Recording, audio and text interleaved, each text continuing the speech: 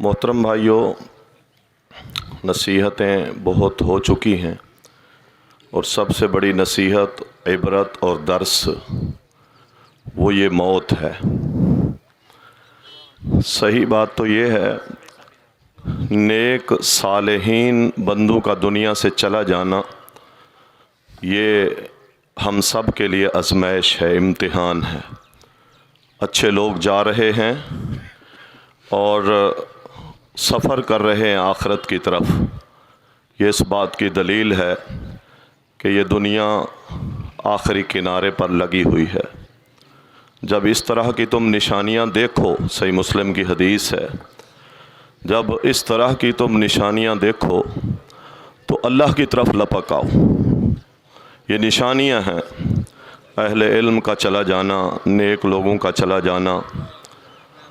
حال ہی میں کتنے بزرگ خصوصاً علماء اس کووڈ کے عرصے میں دنیا سے چلے گئے۔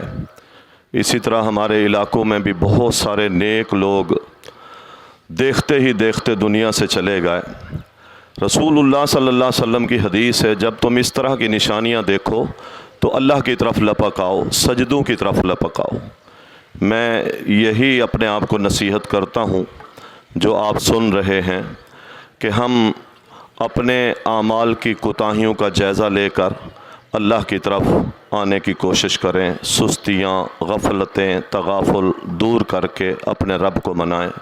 اللہ تعالی ہماری اس ماں کے لیے آخرت کے تمام امور آسان فرما دے اور اللہ تعالی ان کو اپنی صالحات بندیوں میں شامل فرما دے۔ وما علیہ۔